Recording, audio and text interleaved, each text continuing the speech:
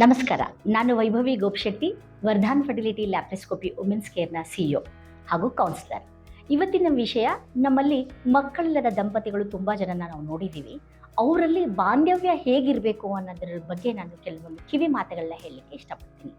ಈಗ ಮಕ್ಕಳಿಲ್ಲದ ದಂಪತಿಗಳು ಹೆಚ್ಚು ಮನಸ್ತಾಪ, ಜಗಳಗಳು, ಕಿರಿಕಿರಿಗಳನ್ನೇ ನಾವು ನೋಡಿದ್ದೀವಿ. ಕೌನ್ಸಿಲಿಂಗ್ ನಾವು ಮಾಡಬೇಕಾದ್ರೆ ಅವ್ರ ನಡುವೆ ಬಾಂಧವ್ಯ ತುಂಬ ಕಡಿಮೆ ಆಗಿರುತ್ತೆ, ಅನ್ಯೋನ್ಯತೆ ಇರೋದಿಲ್ಲ. ಮತ್ತು ಹೆಚ್ಚು ಒಬ್ರನ್ನೊಬ್ರು ದೂಷಿಸ್ತಾ ಇರ್ತಾರೆ. ಇವರಿಂದ ಪ್ರಾಬ್ಲಮ್ ಇದೆ, ಅವರು ಟ್ರೀಟ್ಮೆಂಟ್ ತೊಗೊಳ್ಳಿ, ಇವರಿಂದ ಪ್ರಾಬ್ಲಮ್ ಇದೆ, ಇವ್ರ ಟ್ರೀಟ್ಮೆಂಟ್ ತೊಗೊಳ್ಳಿ.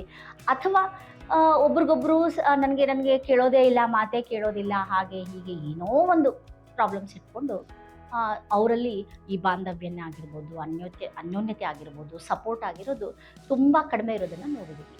ಸೊ ಇದನ್ನು ಹೇಗಿರಬೇಕು ಅಂತ ಹೇಳೋದನ್ನು ಒಂದು ಸಣ್ಣ ಚಿಕ್ಕ ಸ್ಟೋರಿ ಮೂಲಕ ಹೇಳಲಿಕ್ಕೆ ಇಷ್ಟಪಡ್ತೀನಿ. ಒಂದು ಹುಡುಗ ಮತ್ತು ಹುಡುಗಿ ಇರ್ತಾರೆ. They are best friends. ಆ ಹುಡುಗ ಆಟ ಆಡ್ತಾ ಇರ್ತಾನೆ.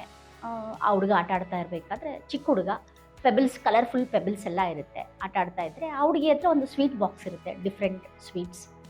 ಸೊ ಆ ಹುಡುಗಗೆ ಆ ಸ್ವೀಟ್ಸ್ ನೋಡ್ಬಿಟ್ಟು ಸ್ವೀಟ್ಸ್ ತಿನ್ನಬೇಕು ಅಂತ ಆಸೆ ಆಗುತ್ತೆ. ಆ ಹುಡುಗಿಗೆ ಅಂತಂದರೆ ಎಷ್ಟು ಕಲರ್ಫುಲ್ ಬ್ರೈಟ್ ಪೆಬಲ್ಸ್ ಇದೆ, ನನಗೂ ಬೇಕಲ್ಲ ಆಟ ಆಡಲಿಕ್ಕೆ ಅಂತ ಆ ಹುಡುಗಿಗೆ ಅನಿಸುತ್ತೆ.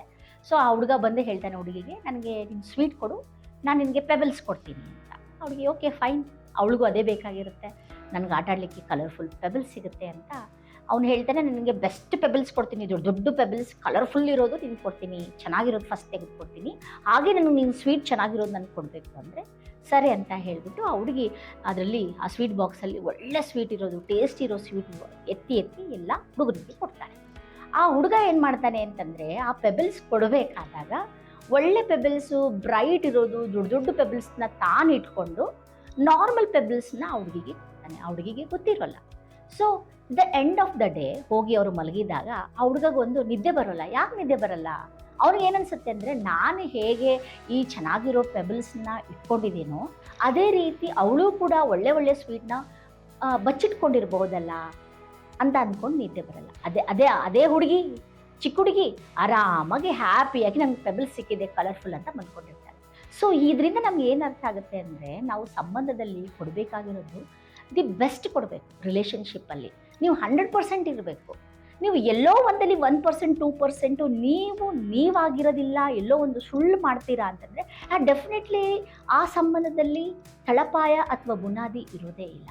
ಸೊ ಇದರಿಂದ ನಮ್ಗೆ ಏನು ಅರ್ಥ ಆಗುತ್ತೆ ಅಂದರೆ, ಮಕ್ಕಳಿಲ್ಲದಂಥ ದಂಪತಿಗಳು ನಿಮ್ಮಲ್ಲಿರುವಂಥ ಸಮಸ್ಯೆಗಳಾಗಿರ್ಬೋದು, ನ್ಯೂನ್ಯತೆಗಳಾಗಿರ್ಬೋದು, ಒಬ್ರಿಗೊಬ್ಬರು ಡಿಸ್ಕಷನ್ ಮಾಡಬೇಕು. ಸರಿ, ನನಗೆ ಪ್ರಾಬ್ಲಮ್ ಇದೆ, ಅದನ್ನು ಒಪ್ಕೊಳ್ಬೇಕು, ದೂಷಿಸಬಾರ್ದು. ನನಗೆ ಇಲ್ಲ ಅನ್ನೋ ಈಗೋವನ್ನು ತೋರಿಸ್ಬಾರ್ದು. ಎಸ್, ಒಪ್ಕೊಳ್ಳೋಣ, ಸರಿ ನನಗೆ ಪ್ರಾಬ್ಲಮ್ ಇದೆ, ರಿಪೋರ್ಟಲ್ಲಿ ನಂದು ಪ್ರಾಬ್ಲಮ್ ಇದೆ, ಟ್ರೀಟ್ಮೆಂಟ್ ತೊಗೊಳ್ಳೋಣ, ನನಗೆ ನೀವು ಸಪೋರ್ಟ್ ಮಾಡು, ಮಗು ಆಗಲಿಕ್ಕೆ ನಾನು ನಿಮಗೆ ಸಪೋರ್ಟ್ ಮಾಡ್ತೀನಿ. ಈ ಸಮಯದಲ್ಲಿ ಯಾವುದೇ ರೀತಿಯಾದಂತಹ ಜಗಳಗಳು ಬೇಡ, ಕಿರಿಕಿರಿಗಳು ಬೇಡ, ಒಬ್ರಿಗೊಬ್ಬರು ಬದುಕೋಣ ಅನ್ನೋದು ಒಂದು ಬಹಳ ಮುಖ್ಯವಾದಂಥ ಅಂಶ. ಮಾತನ್ನು ನಾನು ಯಾಕೆ ಹೇಳ್ತಾ ಇದ್ದೀನಿ ಅಂತಂದರೆ, ಈಗ ನಿಮ್ಮನ್ನೇ ನೋಡಿ, ನಿಮಗೆ ತಂದೆ ತಾಯಿ ಮೇಲೆ ತುಂಬ ಗೌರವ ಇರುತ್ತೆ. ಯಾಕೆ ಗೌರವ ಇರುತ್ತೆ? ಅವ್ರು ನಿಮ್ಮನ್ನ ಹುಟ್ಟಿಸಿರ್ತಾರೆ, ಬೆಳೆಸಿರ್ತಾರೆ, ಎಜುಕೇಷನ್ನ ಕೊಟ್ಟಿರ್ತಾರೆ, ಪ್ರೀತಿಸ್ತಿರ್ತಾರೆ. ಸೊ ಅವ್ರ ಮೇಲೆ ಇರುತ್ತೆ. ಅದೇ ರೀತಿ ನಿಮ್ಮ ಸಿಬ್ಲಿಂಗ್ಸ್ ಮೇಲೆ ಅಂದರೆ ಅಕ್ಕ ಅಣ್ಣ ಆಗಿರ್ಬೋದು, ತಮ್ಮ ತಂಗಿ ಆಗಿರ್ಬೋದು, ಅವ್ರು ನಿಮ್ಗೆ ರಕ್ತ ಹಂಚಿಕೊಂಡು ಬೆಳೆದಿರ್ತಾರೆ. ಸೊ ಅವರು ಅಂದರೆ ನಿಮಗೆ ತುಂಬ ಪ್ರೀತಿ ಪ್ರೇಮ ಇದ್ದೇ ಇರುತ್ತೆ. ಫ್ರೆಂಡ್ಸ್, ಆಬ್ವಿಯಸ್ಲಿ ಫ್ರೆಂಡ್ಸ್ ಅಂದರೆ ತುಂಬ ಫನ್, ಎಂಜಾಯ್ಮೆಂಟ್, ಅವ್ರ ಮೇಲೂ ಕೂಡ ನಿಮಗೆ ಪ್ರೀತಿ ಅಟ್ಯಾಚ್ಮೆಂಟ್ ಇದ್ದೇ ಇರುತ್ತೆ. ನೀವು ರಿಲೇಟಿವ್ಸ್ ಜೊತೆಗೆ ಬದುಕಲೇಬೇಕು. ಒಂದು man is a social life animal. ನೀವು that is also absolutely okay.